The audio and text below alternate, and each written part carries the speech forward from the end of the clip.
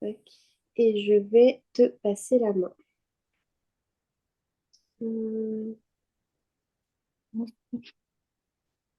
Voilà, c'est tout bon. Je te laisse commencer. Alors, du coup, bonjour à tous. Je vais essayer de retrouver comment on fait pour faire le partage d'écran. C'est en bas, c'est là, et c'est ici. Normalement, ça devrait marcher. Est-ce que c'est bon pour vous? Ouais, c'est tout bon, Camille. Alors, n'ayez pas peur. 62. C'est le nombre de, c'est le nombre de, comment on appelle ça, de slides. Mais vous inquiétez pas, ils sont très courts. Faut juste que je mette ça à la bonne dimension. Voilà. Ouh, un peu trop. La procrastination. Alors, est-ce que tout le monde sait déjà ce que ça veut dire? Ah, c'est pas ça qu'il fallait faire.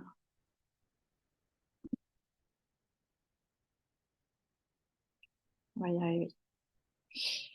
Est-ce que tout le monde sait ce que ça veut dire? Vous pouvez m'écrire dans le chat. Je vais essayer de voir avec vous le chat sans que ce soit dans le partage d'écran. Voilà, c'est bon.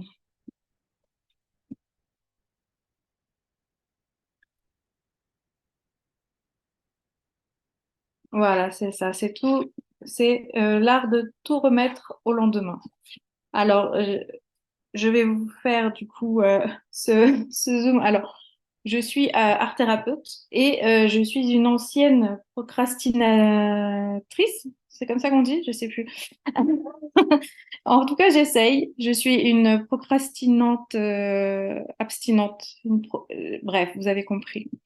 Je vous montre, je vous montre la présentation du coup pour ce soir. Donc, je vais vous faire donc l'explication du pourquoi est-ce qu'on procrastine et pourquoi est-ce qu'il faut arrêter de procrastiner et donc devenir, tout comme moi, un ex-procrastinateur. Je vais y arriver. Et donc, on verra un peu plus par rapport au MLM, mais voilà. Et surtout, on va partager. Donc, je vais essayer d'aller au plus vite pour pas que ça dure trop longtemps. En tout cas, il y a un petit peu de l'écrit, mais il y a aussi du coup pas mal de petites choses à voir. Donc ça devrait aller vite, même s'il y a 62 slides. Donc vous savez, tout le monde sait pourquoi on a cette façon d'être qui est souvent très énervante de procrastiner. Alors c'est énervant pour soi, mais aussi pour les autres qui nous entourent, hein. Donc Euh, alors, ce qui est bien, c'est que c'est un côté positif. C'est le côté, ben, on sait que demain va se lever, on a confiance en la vie et ça, bon, bah, quelque part, c'est positif. Mais du coup, voilà, il y a quand même ce truc du je ferai demain et du coup, j'avance pas. Et ça, c'est très, on va dire, handicapant dans notre métier. Alors, pourquoi est-ce qu'on procrastine? Beaucoup de personnes procrastinent et pas tout le monde procrastine pour la même chose. Donc, je vous ai mis quelques exemples. Et ce qui serait intéressant, c'est que vous arriviez à pouvoir identifier, vous, quel est votre besoin qui est caché derrière votre façon de procrastiner. Parce que du coup, à quel moment est-ce que toi, tu procrastines, en fait? Donc voilà. Il y a, il y a des tas de façons. Alors, je vous le remettrai après celui-là, si vous avez besoin. On va avancer un petit peu. Donc, il faut savoir que la procrastination, c'est souvent du coup un manque de gestion du temps, d'organisation, avec un manque d'estime de soi. Alors, on a déjà fait un zoom sur la confiance en soi. À revoir. Mais du coup, je vous fais un petit récapitulatif sur qu'est-ce que c'est l'estime de soi. Donc, c'est à la fois la confiance en soi, l'image de soi, l'amour de soi et l'acceptation de soi. Et donc, du coup, c'est toute la valeur que l'on se donne. Donc, si on n'a pas une grande estime de soi et qu'en plus, on n'arrive pas à s'organiser, bah, on procrastine. Voilà. Je vais vous mettre euh, la, ce petit tableau. Alors, ça, c'est un petit tableau qui peut faire un peu mal quand on s'en rend compte. C'est-à-dire que bah, on passe sur les 168 heures par semaine que l'on a. On passe 56 heures à dormir environ, 50 heures à travailler environ, 20 heures. Alors H&M, c'est pas le magasin, c'est l'hygiène et le ménage. Et les 7 heures, j'ai marqué sport comme ça parce que c'est pas que le sport, c'est aussi bah, quand on prend soin de soi. J'ai mis 1 heure par jour dans la semaine. Et donc, euh, 133 heures au total. Il reste donc 35 heures pour faire tout ce qu'on aime, nos projets, tout ce qui compte pour nous, et passer du temps avec notre famille. Ça fait que 35 heures, et en même temps, eh ben, ces 35 heures-là, à quoi on les passe? Parce qu'on dit on n'a pas de temps, on n'a pas le temps, à quoi on les passe? Voilà. Je vous le demande, à vous de voir chacun, chacune de votre côté. Est-ce que ça vous paraît complètement aberrant ou est-ce que vous avez effectivement 35 heures pour faire ce que vous voulez et pour être avec les gens que vous aimez?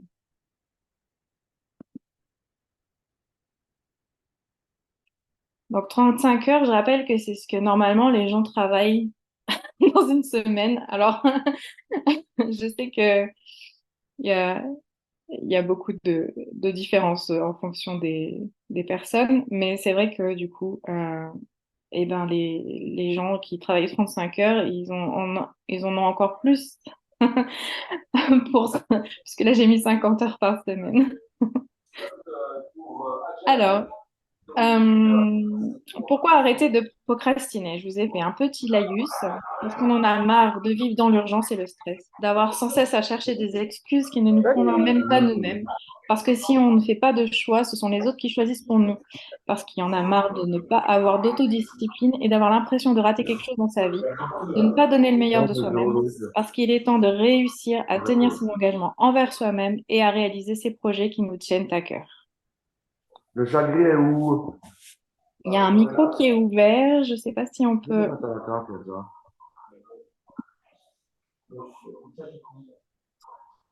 si on peut fermer le micro. Vous pouvez me parler par chat, ça me dérange pas du tout, mais le micro, ça me dérange un peu pour vous parler. Bon, super. Je crois que c'est bon. On continue. Alors, dites-moi si par chat, il n'y a pas de souci, vous pouvez me dire ce qui, pour vous, est très handicapant, on va dire. Qu'est-ce qui vous embête le plus dans le fait de procrastiner?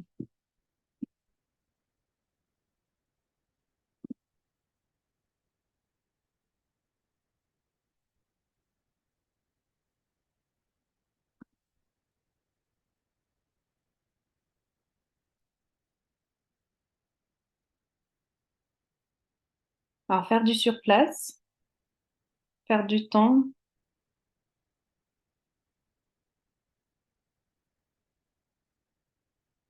ne pas développer son réseau. Ouais.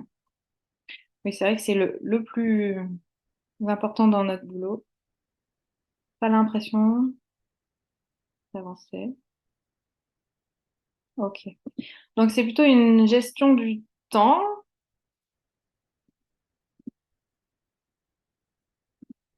Alors, euh, donc la bonne nouvelle, c'est qu'on peut changer ça. Hein, et il n'y a que nous qui pouvons changer ça. Hein.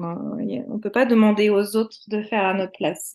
On peut déléguer. Ça, c'est quelque chose qui est d'ailleurs conseillé quand on se sent un peu submergé. On peut déléguer, on peut demander aux personnes de faire les choses, aux personnes qui sont autour de nous de faire les choses à notre place.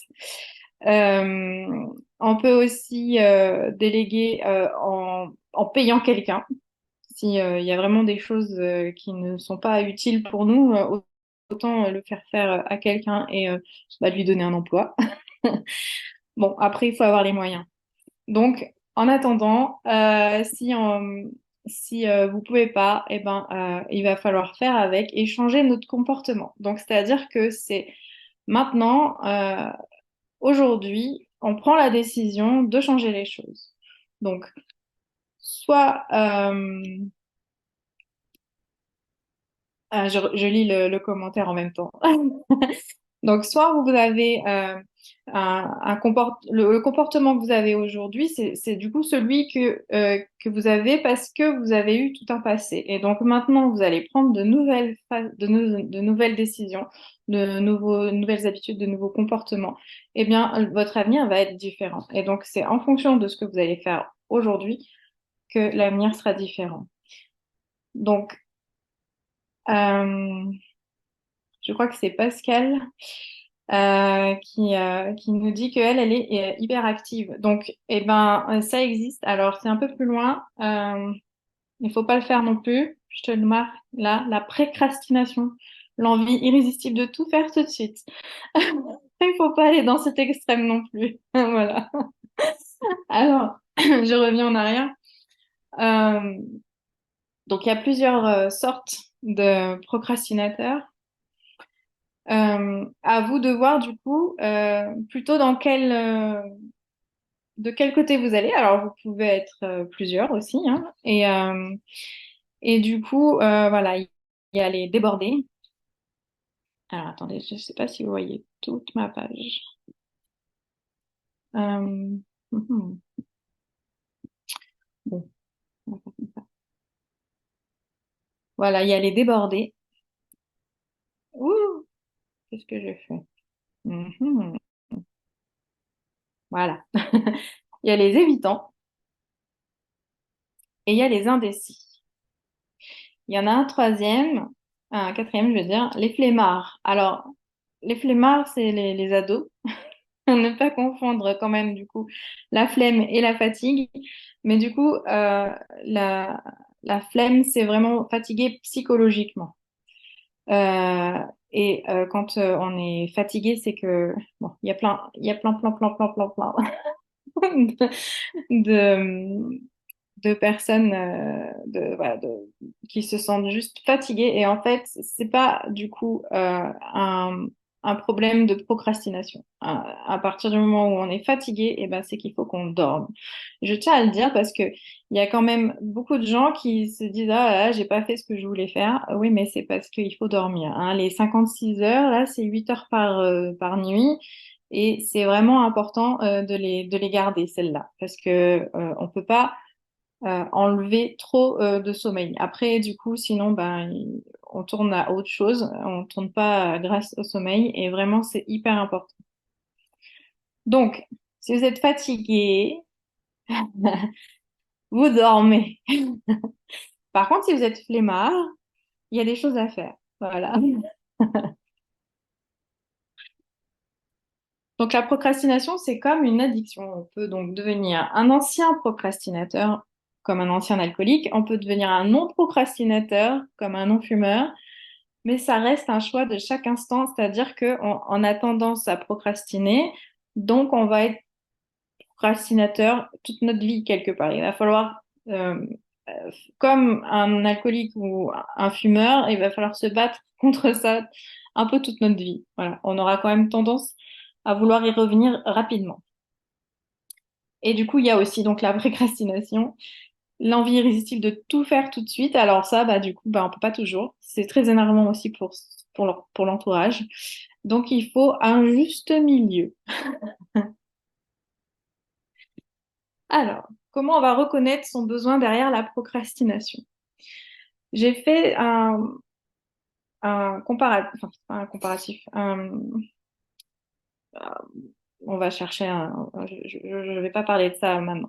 Donc, quand on est débordé, en fait, ce qui se passe derrière, c'est qu'on a besoin de reconnaissance, de réussite, de se sentir, en fait, d'avoir une meilleure estime de soi et donc que ça passe par l'extérieur. C'est-à-dire qu'à partir du moment où j'ai pas eu le temps, donc ce sera pas ma faute, mais si j'y arrive, waouh, je suis trop fort, quoi. Et ça, du coup, quand on y arrive et qu'on on peut se dire waouh, j'ai réussi, je suis trop fort, et ben à partir de là, on sait qu'on a besoin en fait de dopamine. C'est les hormones du bonheur. Voilà, on a besoin de dopamine et donc du coup, on va essayer, pour plus procrastiner, on va essayer de trouver d'autres façons de pouvoir dire waouh, j'ai réussi, que de procrastiner pour arriver à avoir cette dopamine qui va pouvoir arriver. Je ne sais pas si j'ai été très claire, parce que je vous parle du coup d'hormones du bonheur alors que je n'en ai pas parlé jusque-là. Je voulais vous en parler après, c'est pour ça. Mais bon. Donc, les évitants, eux, ils ont besoin de confiance en eux, de confiance en l'autre et en la vie. Donc, c'est l'ocytocine, c'est l'hormone du bonheur qu'il y a quand on est enceinte, quand on accouche. Enfin, c'est l'hormone de la vie. Hein, moi, je l'appelle comme ça.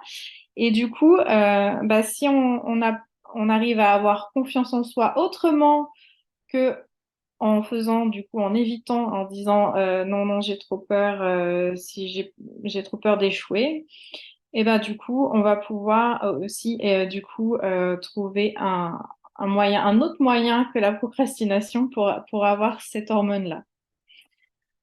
Les indécis, eux, c'est donc un besoin de sécurité, de respect et d'acceptation de soi. Et donc là, ça va être plutôt l'hormone du bonheur de la sérotonine.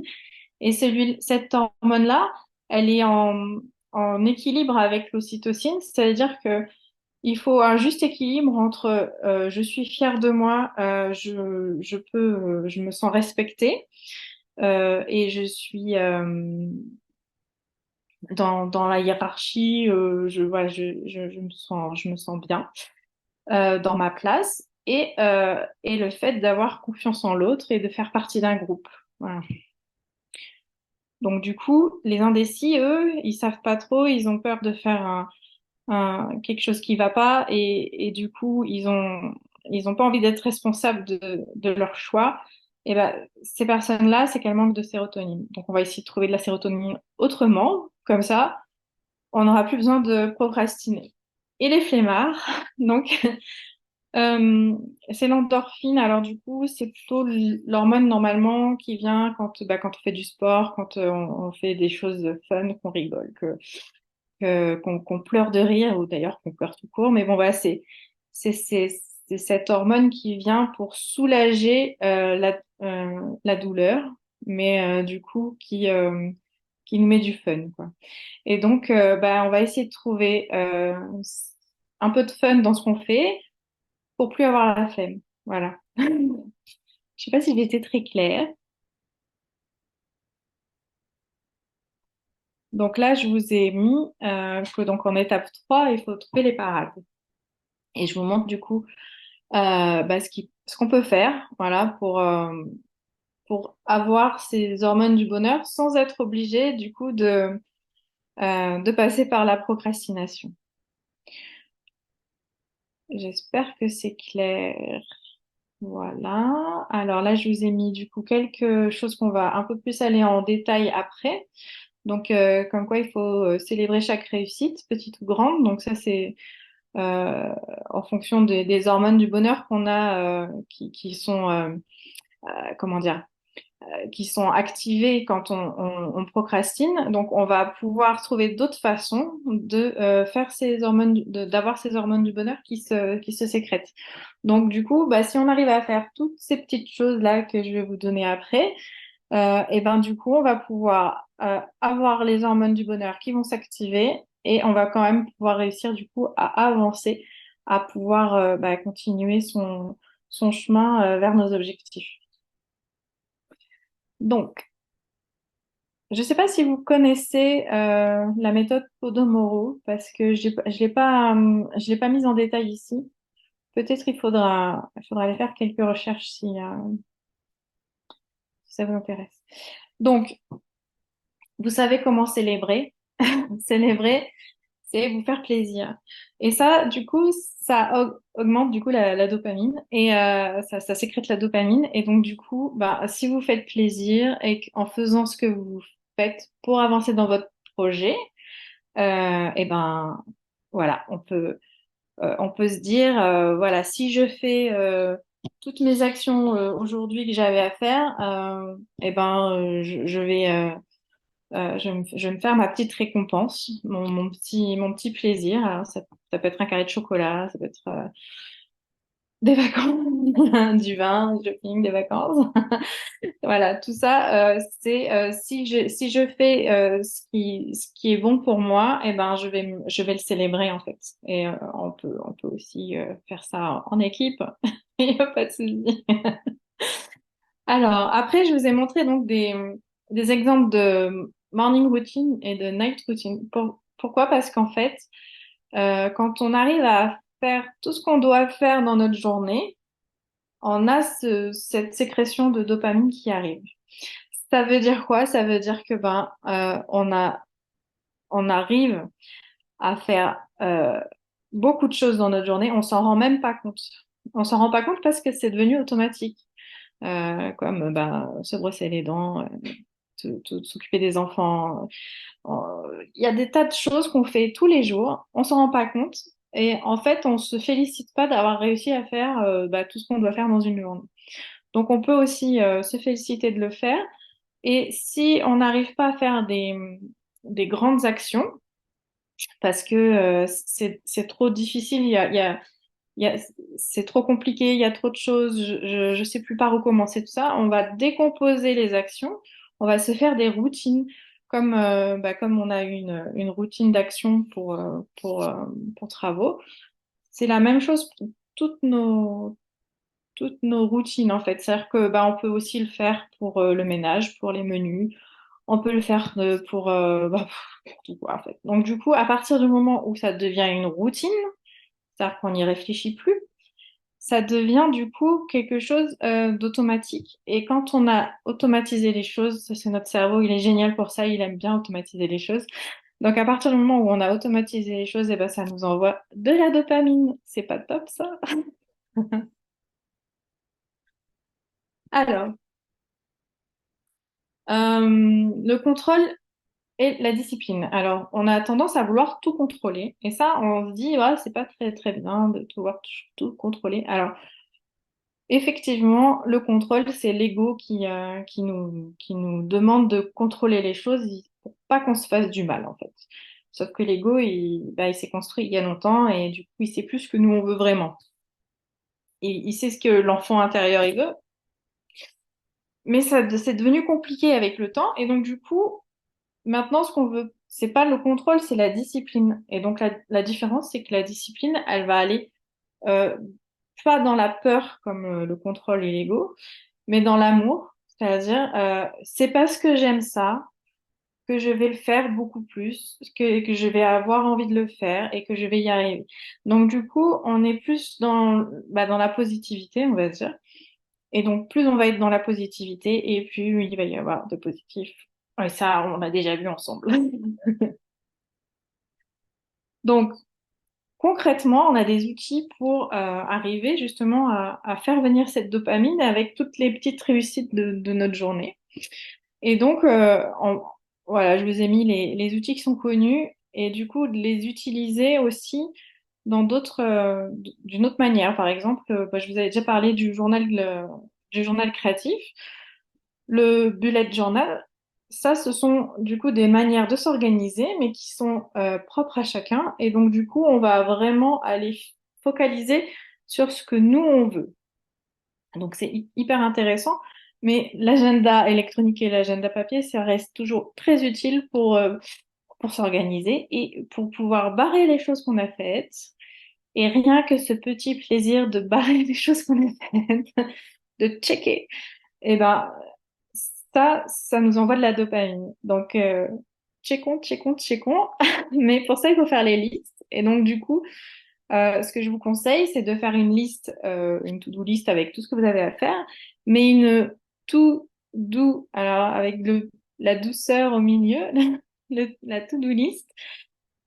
Donc des choses qu'on a envie, qu'on aime faire, qu'on prend pas souvent le temps de faire. Et du coup, toutes ces choses-là, on va les noter aussi pour pouvoir en faire un petit peu dans notre journée aussi. Ça rallonge la liste, je sais, mais en le faisant, eh ben, du coup, on est vachement mieux. Et on va moins procrastiner pour faire les choses. Parce que du coup, on va se dire, tiens, quand j'ai fait ça, après, le deuxième truc, c'est ça. Ah oui, ça va me donner envie de le faire. Donc, hop, je vais faire la première chose qui est sur ma liste pour pouvoir après cocher la deuxième qui me donne envie de le faire. Euh, je vous ai un petit, la liste des choses à ne pas acheter. Alors ça, c'est une découverte que j'ai fait il y a pas très longtemps. On fait souvent la liste des choses à acheter. Et quand on se retrouve dans le magasin, on achète un peu de tout. Et ben là, du coup, c'est la liste des choses à ne pas acheter. C'est-à-dire que si un jour vous arrivez à faire ça, moi je sais que ça va être très compliqué, mais si vous arrivez à faire la liste de toutes les choses que vous avez chez vous et que vous n'avez pas à acheter, et ben vous allez voir un peu aussi une sorte de d'euphorie, on va dire, de savoir tout ce que vous avez déjà et de gratitude aussi par rapport à tout ça. Et là aussi, ce sera encore de la dopamine qui viendra.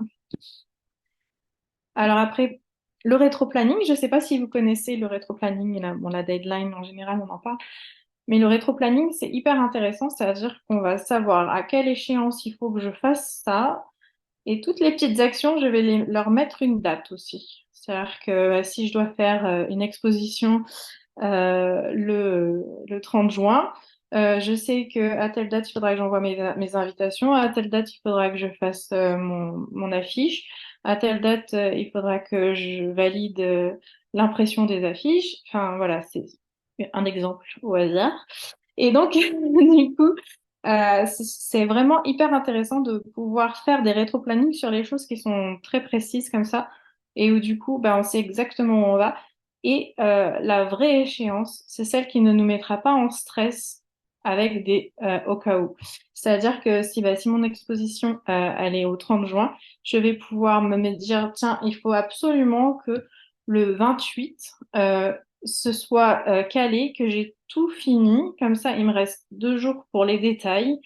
Et au cas où les chaises elles soient pas arrivées, les chaises elles arriveront 2 jours après. Il y a pas il y aura moins de stress. Voilà. Donc tout ça, c'est pour des grands événements, bien sûr. On peut pas faire un rétro-planning pour aller chercher le McDo du coin, c'est sûr. Mais voilà, on est sur quelque chose, voilà, où là, on va aller chercher nos projets perso, des vraies choses importantes. Et donc, on peut faire un rétro-planning, on peut faire un rétro-planning pour tout ce qu'on a à faire chez Travaux aussi. Nos gros objectifs, comme par exemple être qualifié un star, deux stars, tout ça, on peut se faire notre rétro-planning en faisant du coup le calcul. Alors voilà, combien il faudrait que j'ai de partenaires à tel moment, comment je peux faire pour avoir ces partenaires à ce moment-là. Et voilà, on peut comme ça calculer combien de temps il nous faut, se mettre un petit échéancier un peu plus large. Et puis comme ça, on sait exactement quoi faire à quel moment. Euh, donc il y a d'autres outils qui sont un peu moins connus. Donc bon, vous connaissez, Canva aussi. Miro, Trello, Notion. Alors Notion, on en parle beaucoup parce que voilà, du coup, on peut tout mettre dedans et c'est plus facile à s'organiser, surtout si on est comme moi très visuel. On peut mettre, voilà, on peut comme dans Miro, en fait, ça nous fait comme un énorme tableau blanc où on peut du coup zoomer sur une partie, aller plus en détail, mettre des annotations mettre des photos, enfin voilà, c'est des choses, si vous avez vraiment, vraiment besoin de clarté, c'est hyper intéressant du coup. Oui, c'est des applications. Alors, Trello, je me souviens même plus, je me souviens plus du tout. Mais par contre, Miro, ouais, enfin voilà, ça peut vachement aider en tout cas pour s'organiser, quoi. Euh, alors, on n'utilise pas Nous, chez Travaux, on pourrait, mais chacun peut le faire, toutes ces, voilà, chacun peut le faire pour soi et vraiment comme ça, on peut vraiment s'organiser. Alors après, on a deux écoles. On a les personnes qui préfèrent commencer par la tâche la plus facile pour célébrer sa réussite avant de pouvoir faire les autres, de passer aux autres.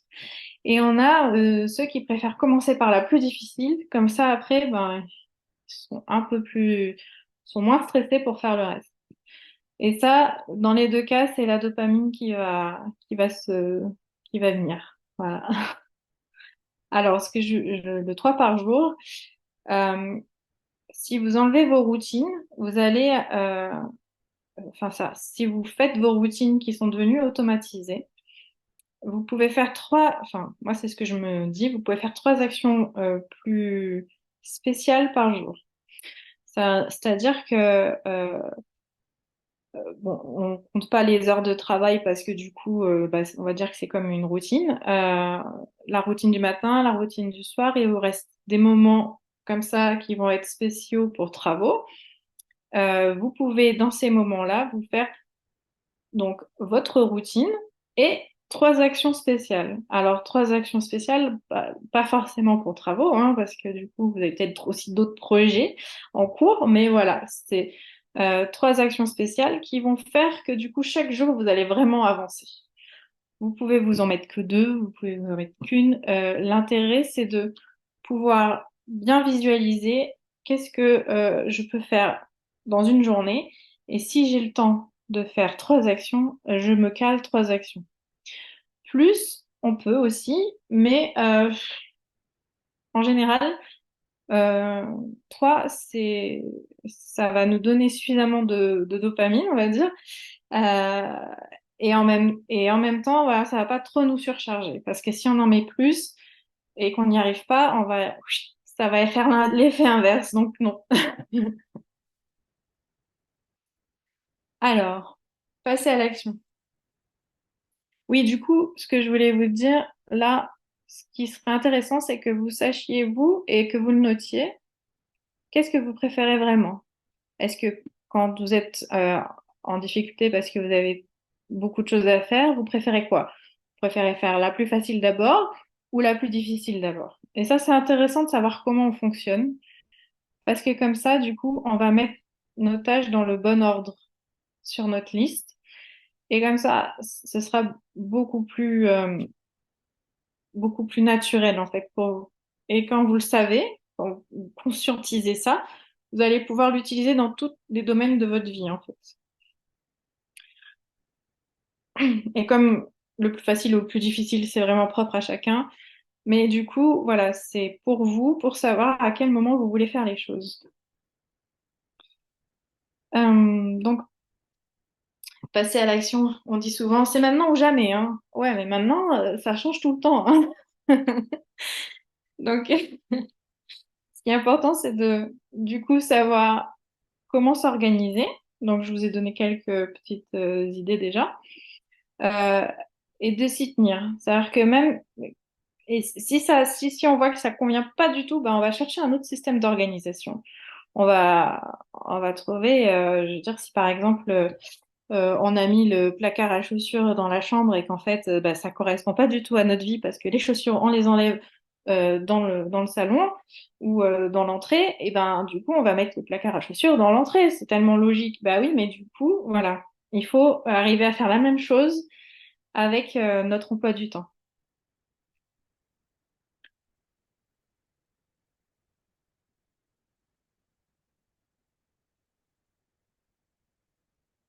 L'autodiscipline se travaille en passant à l'action et en tenant ses engagements un à un. Et donc, du coup, on va avoir la, la dopamine qui va venir.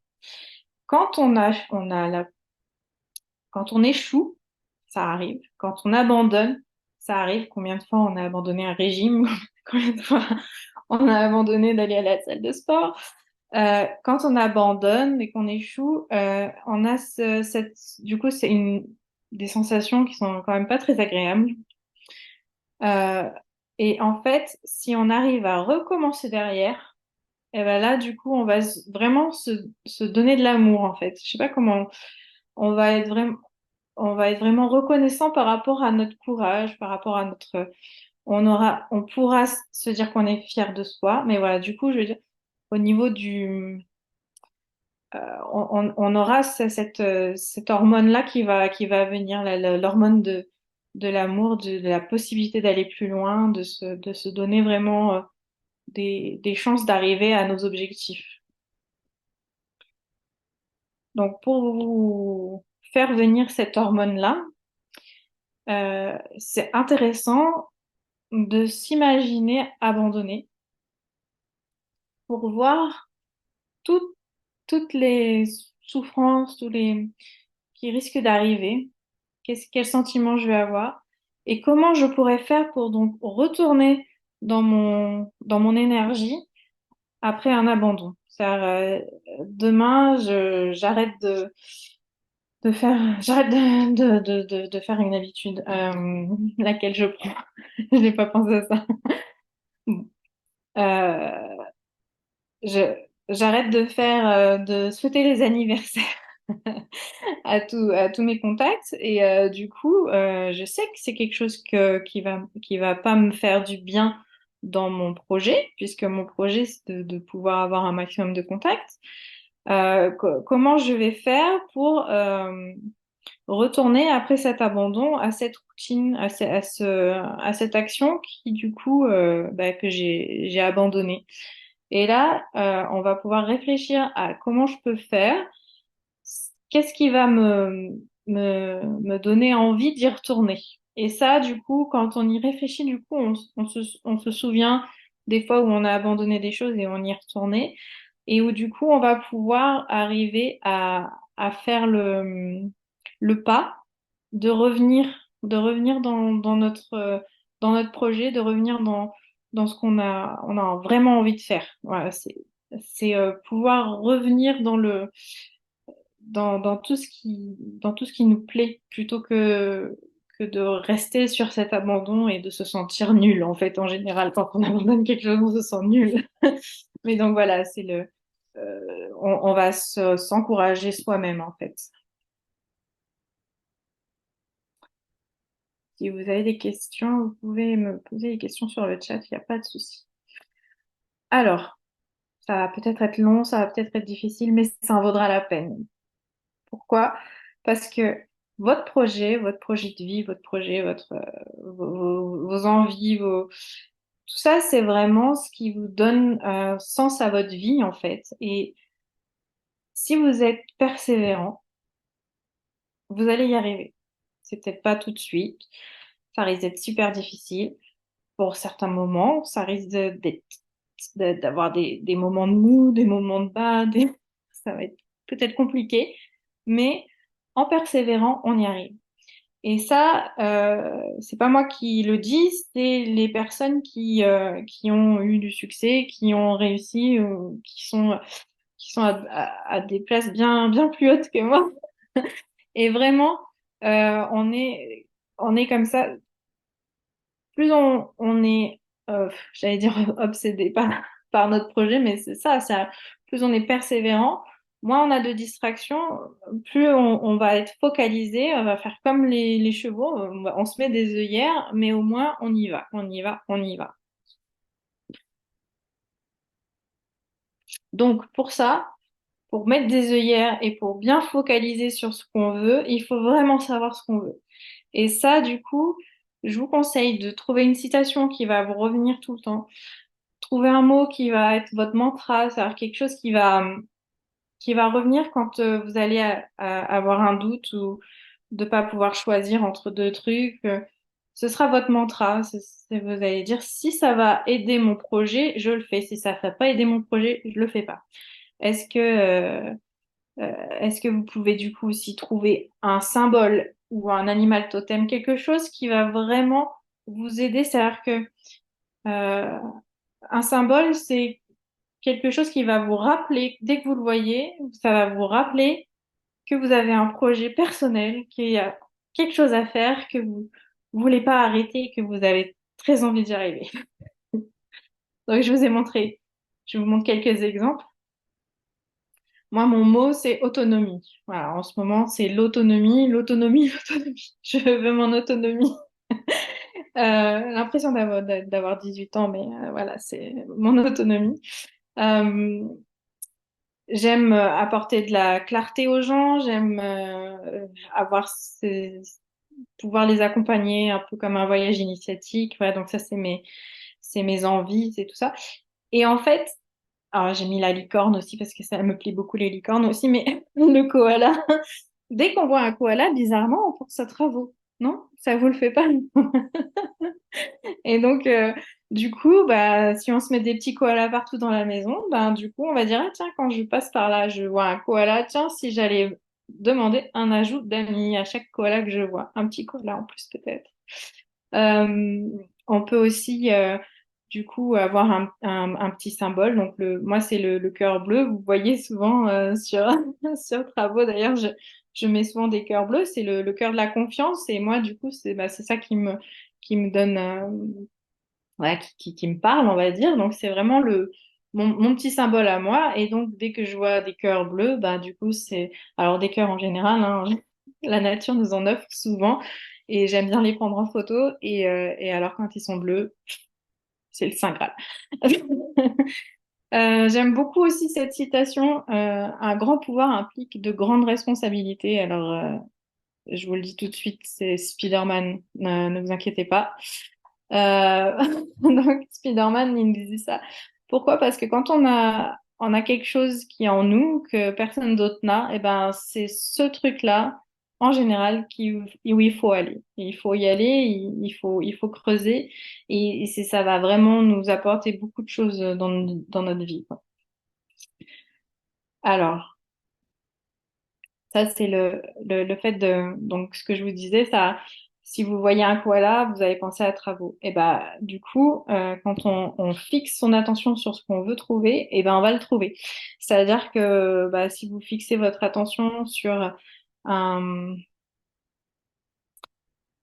j'en avais déjà parlé, une paire de chaussures rouges, vous allez le trouver. Donc, en fait, quand le cerveau, à partir du moment où vous êtes en recherche de quelque chose, il va vraiment vous aider à aller le trouver. Vraiment, c'est la façon dont c'est plus simple pour lui de vous aider à trouver les choses que vous cherchez. Donc, c'est pour ça qu'il faut qu'on fasse attention et qu'on cherche des choses positives. Donc, c'est pour ça que je vous en avais parlé. Mais du coup, eh ben, quand on vous dit de marquer votre vision du futur, de ce que vous voulez, mettez-le sur des post-it, mettez-le un peu partout. C'est exactement ça. Si vous voyez tout le temps ce que vous voulez, eh ben, du coup, ça va vraiment demander à votre cerveau d'aller chercher ce que vous voulez. Et ça va du coup aussi vous donner la possibilité bah, d'aller encore plus vers ce que vous voulez. Je sais pas si j'étais très claire. Donc, parce que le cerveau, il est super bien fait. Ton cerveau enregistre tout ce que tu lui dis à voix haute ou dans ta tête. Donc, je vous laisse lire. Je suis capable. Comme ça, tout le monde qui est ici ce soir, il va le lire. Je suis capable. Et donc, toutes les autres phrases de motivation que vous pouvez trouver qui vous parlent, vous les notez, vous les mettez un peu partout chez vous. Ou vous pouvez en faire des cadres pour pas que ça fasse des post-it partout. Vous pouvez, il y a ce genre de cadre de motivation, tout ça, c'est pas pour rien. Et si vous le faites donc quand on le fait devant un miroir le matin, c'est encore mieux dans le sens où du coup toute la journée vous allez aller mieux. Mais bon, on peut le faire à chaque instant de la journée. C'est toujours un pic de sérotonine là. Je suis capable. Alors, ça c'est la résilience. J'en avais un peu parlé, non, je sais plus. Donc, vos excuses n'en sont pas puisqu'il y a bien quelqu'un qui a réussi malgré ça. C'est-à-dire que quand on se dit, ah oui, mais moi, j'ai cette maladie-là, alors c'est normal que j'y arrive pas. Ou ouais, mais j'ai moins de temps que les autres, donc c'est normal que j'y arrive pas. Oui, sauf que du coup, quand quand on se compare avec des personnalités qui ont réussi, avec ceux qui sont allés plus loin, avec ceux qui ont été plus dans leurs obsessions, eh ben, il n'y a rien qui les a arrêtés. Quand on voit un Ray Charles, une Frida Kahlo, ça, c'est des gens qui avaient des handicaps physiques et qui, du coup, en ont fait. Ils ont eu une résilience. Ça leur a donné quelque chose à apporter au monde. Et donc, du coup, allez chercher tout ce que vous avez de différent chez vous et, et faites en sorte que ce soit votre force.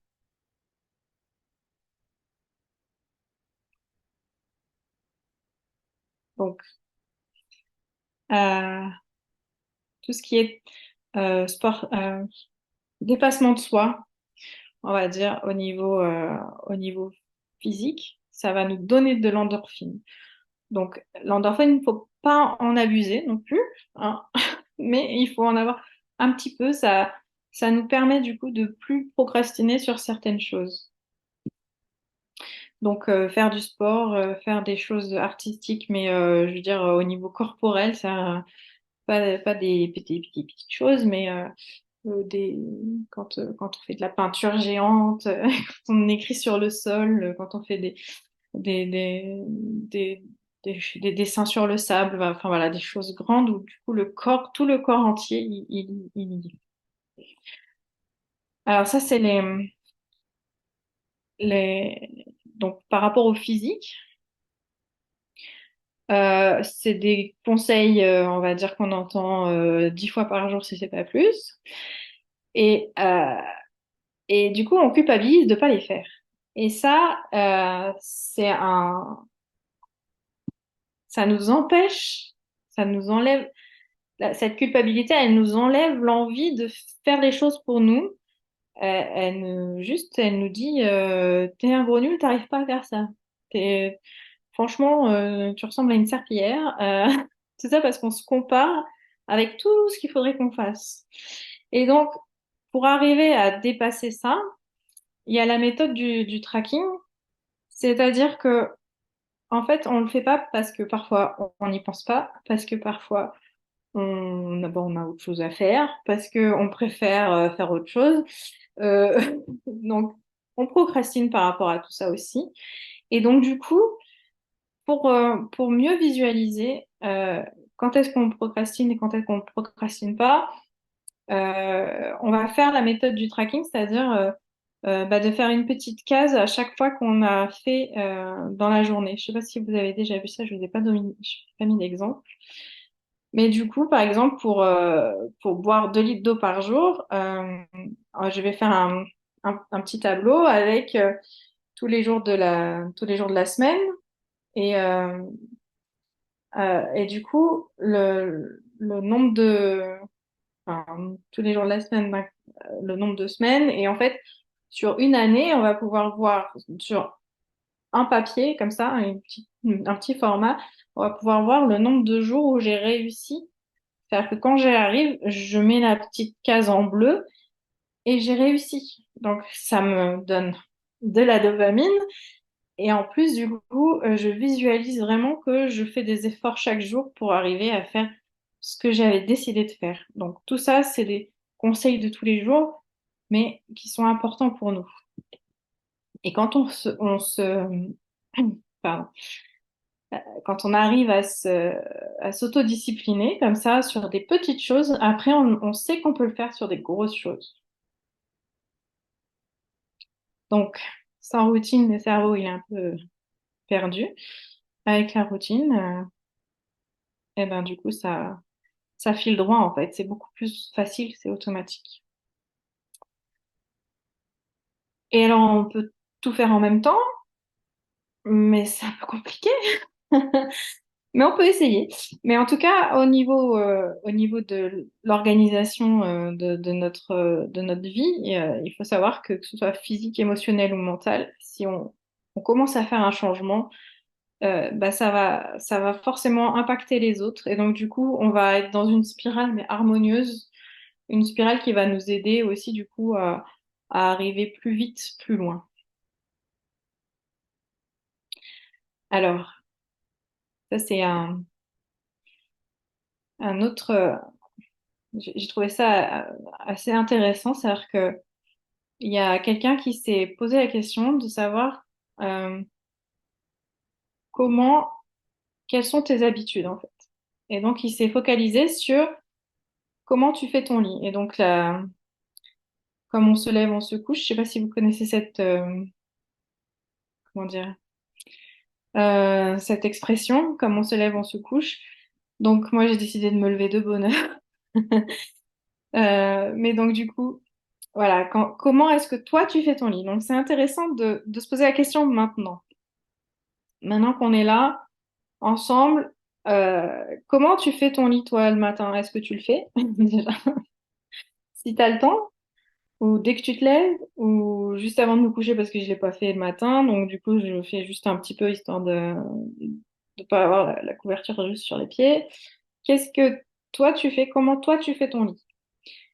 Je vous laisse y réfléchir chacun de votre côté, hein, vous n'êtes pas obligé de me le dire.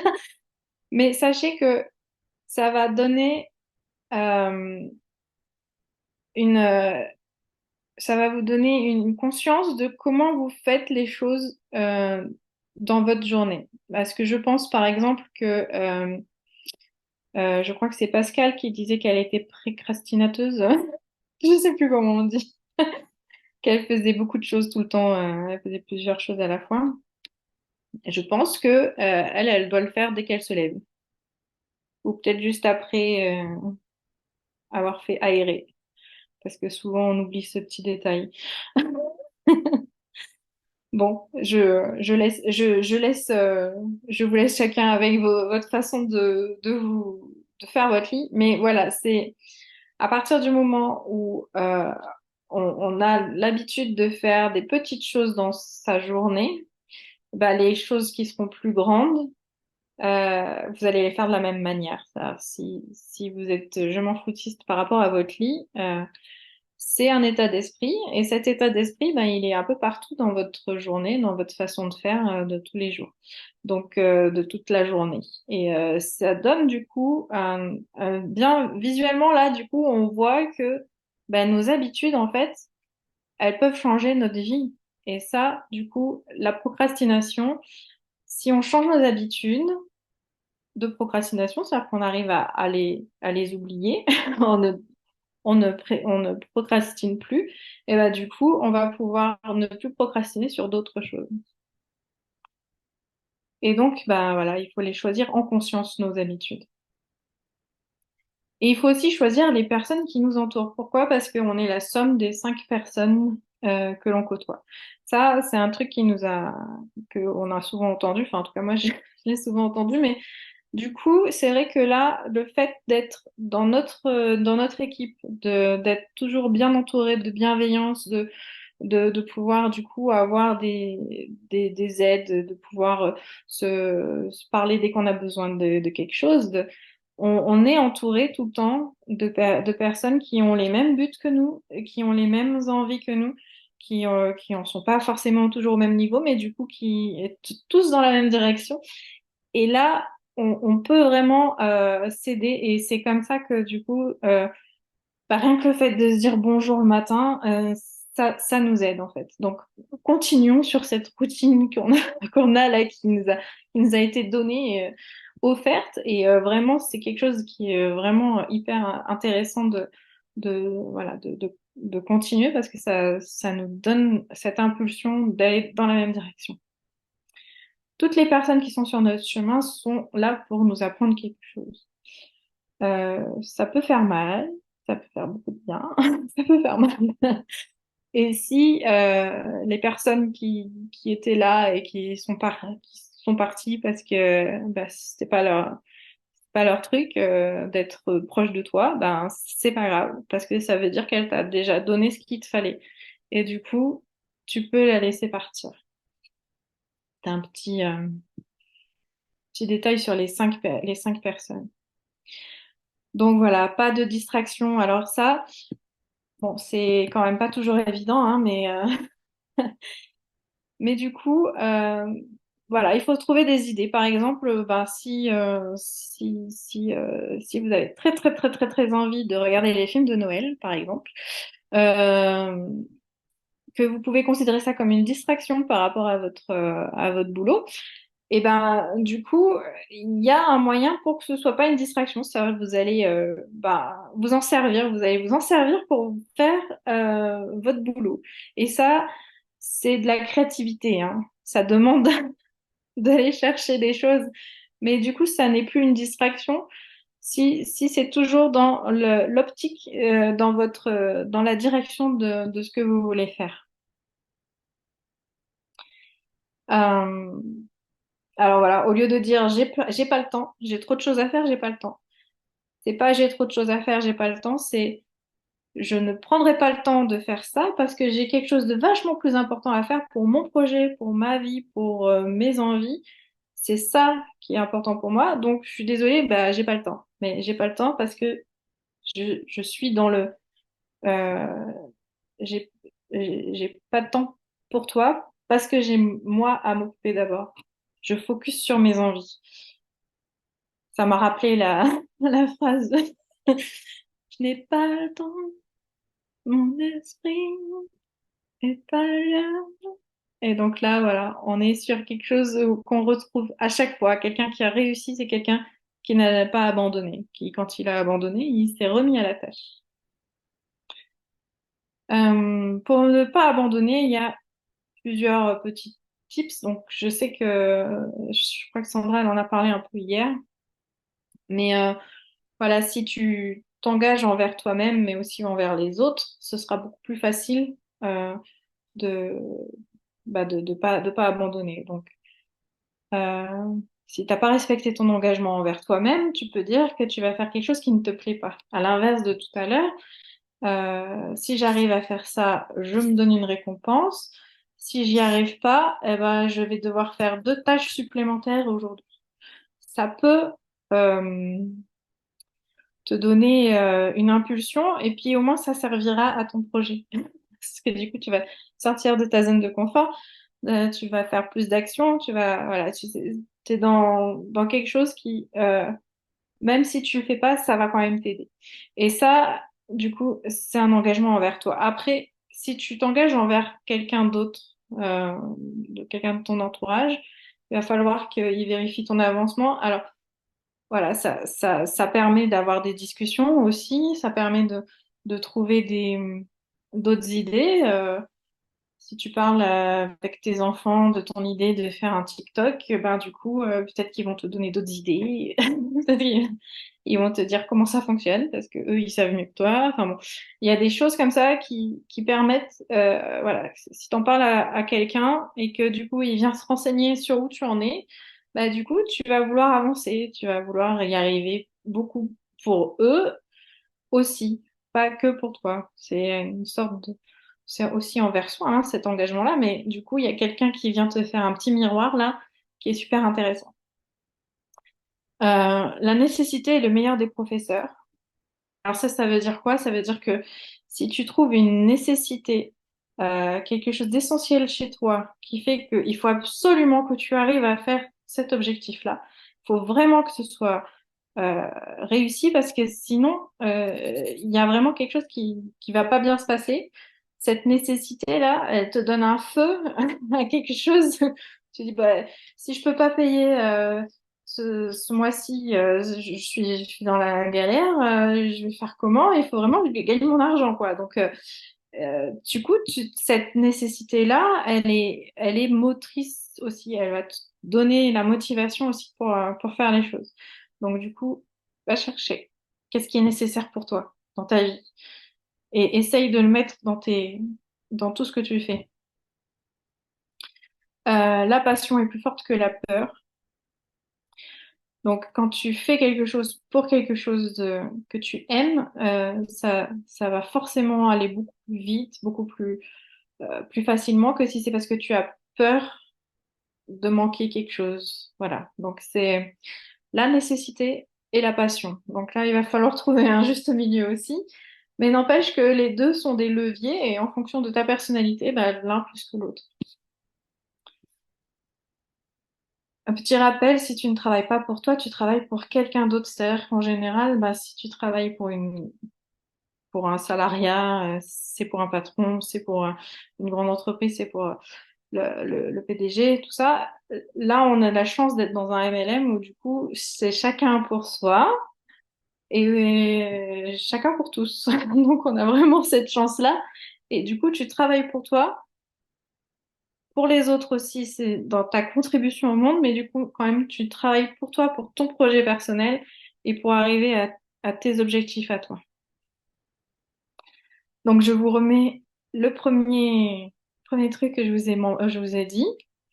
Euh, besoin de temps pour autre chose, besoin de sécurité, besoin de perfection, besoin de repos.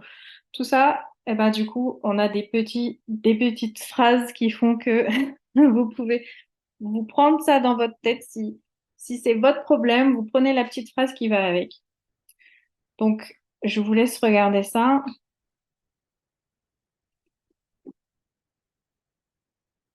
Euh, et donc, rappelle-toi, on ne sait pas quand sera le dernier moment. Donc, mais ben, il faut y aller maintenant. Trouve un moyen au lieu de trouver des excuses. Je ne vous fais pas de discours là-dessus. Alors ça, on avait déjà vu. Travaille sur tes pensées parce qu'elles modifieront tes sentiments, qui modifieront tes actions, qui modifieront tes résultats. Et donc, on est exactement là-dedans. C'est-à-dire que à partir du moment où tu changes ton organisation, où tu vas mettre des sentiments dedans, où tu vas pouvoir vraiment conscientiser tout ce que tu veux faire, tes actions, elles seront là, tu vas les faire et ça va forcément modifier du coup des résultats que tu ne pouvais pas avoir puisque tu faisais pas d'action. Alors ça, je l'ai repris du bateau. Si vous savez où vous voulez aller, vous êtes inarrêtable. Et l'autodiscipline, c'est se donner un ordre et y donner suite. Donc, autodiscipline. Hop. Et on n'a aucune limite. On n'a aucune limite dans ce qu'on peut se donner comme objectif. Après, donc, la façon dont tu te parles, elle va vraiment être importante. C'est à savoir si vous êtes votre meilleur ami ou votre pire ennemi. Bon, pour les hommes, enlevez les E, hein. Euh, il faut observer la petite voix intérieure. Si elle est tout le temps en train de vous dire t'es nul parce que t'as fait tomber ton café ou franchement tu pourrais faire attention, t'as vu tes cheveux comment ils sont ce matin, oh là là t'as pas assez dormi, oh là là machin, oh là là au truc. Est-ce que vous êtes vraiment votre meilleur ami ou est-ce que vous êtes votre pire ennemi en fait? Et donc du coup, l'action que vous pouvez mettre en place par rapport à ça, c'est vraiment observer sa petite voix intérieure, voir qu'est-ce que vous pouvez mettre en avant dans votre quotidien pour essayer de changer cette petite voix, la faire devenir beaucoup plus bienveillante. Et du coup, dans votre quotidien, déjà, du coup, ça va changer toutes les choses. Euh, la procrastination ne sera plus un problème. Du coup, on s'encourage. On va faire sa petite to-do list. Donc, je vous ai donné quelques exemples. Vous pouvez faire des activités qui vous font du bien. Vous pouvez vous faire votre plat préféré. Vous pouvez aller faire de la méditation, du yoga, de quoi tu pourrais parler pendant des heures. Donc, bon, moi, c'est apparemment le développement personnel, hein. Et à quel moment tu te sens libre? Donc, les voyages, tout ça. Donc, tu vois, il y a tout un tas de choses qu'on peut mettre en place, histoire de plus avoir le poids de la procrastination qui vient sur nous, mais plutôt de mettre des choses en place petit à petit qui vont aller vers des choses bah, qui vont vers notre projet et qui vont nous faire du bien chaque jour.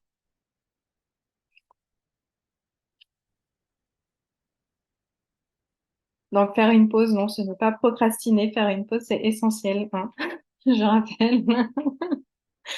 Et donc, dans notre MLM, je vous l'ai déjà dit, on a beaucoup de chance d'avoir des actions à mener qui sont très très claires. On a une équipe qui nous accompagne chaque jour et en plus on a des challenges et ça nous fait monter aussi notre dopamine. Oui, j'ai réussi. Dopamine. Nous avons la chance du coup d'avoir des replays pour que l'activité s'adapte à notre emploi du temps et non l'inverse. Donc merci à ceux qui sont là ce soir en direct live. mais tous ceux qui seront en replay, vous êtes les bienvenus. C'est ça qui est chouette, c'est-à-dire qu'on va vraiment pouvoir aller dans le sens de notre projet, de notre vie, voilà, tout en étant à l'aise avec tout ça, en fait. Et il est temps de prendre le temps de réaliser nos rêves. Donc, vous naviguez vers votre succès. Vous faites cette activité parce que vous avez envie de la faire. Ça n'est que par rapport à soi. Alors, on a de la chance de pouvoir contribuer en même temps, mais du coup, c'est un défi entre toi et le futur que tu veux. Toi, tu as envie de vivre de voyage, tu as envie de vivre en autonomie, tu as envie d'être libre financièrement, tu as envie d'être libre géographiquement, tu as envie d'être libre. Et du coup, cette capacité à pouvoir aller vers ma vie de rêve, eh ben, elle existe, elle est là, ouais, et on navigue vers le succès. Et vraiment, c'est cette, cette capacité qu'on a, grâce à travaux, c'est vraiment une, une direction. On a vraiment notre direction qui est là. Et si on change pas de vision, il n'y a pas de raison pour que ça fonctionne pas. Et donc, ne juge pas ta journée en fonction de la récolte du soir, mais des graines que tu as semées. C'est-à-dire que vraiment, tous les soirs, tu peux te féliciter pour tout ce que tu as fait pour travaux, mais pour aussi tout ce que tu as fait de ta vie personnelle pour aller dans tes objectifs. Et du coup, même si t'as pas complété ton action, tu as commencé à mettre un petit peu. Et ça, du coup, il faut vraiment se souvenir que un peu vaut mieux que rien du tout. Et donc, même si tu as ajouté une personne sur ton compte, tu as fait une demande d'amis, c'est mieux que rien. Donc, même si tu qu'une seconde, eh ben, tu la prends, tu le fais, et puis voilà. Donc maintenant, vous allez prendre vos petites notes. Vous allez peut-être revoir ce petit zoom pour être vraiment sûr de vous. Mais si vous arrivez à faire que votre agenda il correspond vraiment à ce que vous voulez, en n'ayant pas oublié toutes les transitions, les transports, toutes les choses qu'on oublie parfois que bah, pour mettre des chaussures, il faut 2 minutes, quoi. C'est long, mais oui, il faut mettre 2 minutes pour mettre des chaussures. Donc, il faut les compter.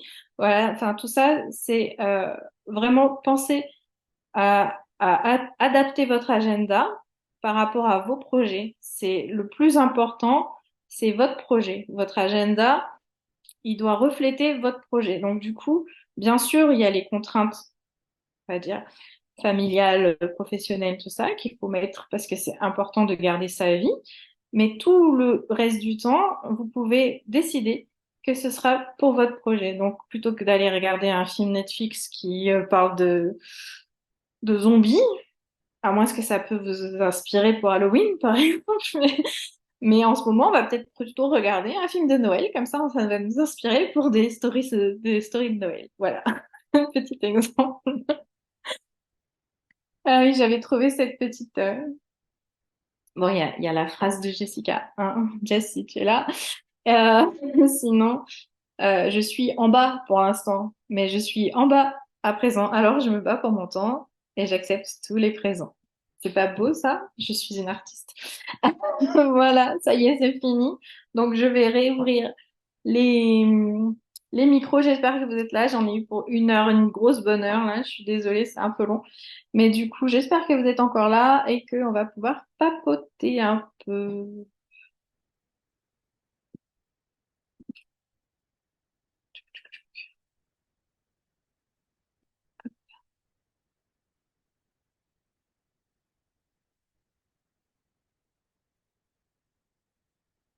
Voilà, voilà. Est-ce que vous êtes là? On peut peut-être arrêter l'enregistrement. Je ne sais pas si vous voulez être enregistré ou pas pour papoter. Ouais, je vais le couper comme ça, c'est pas trop long. Voilà. Alors, zut, il faut que je reprenne le statut d'hôte.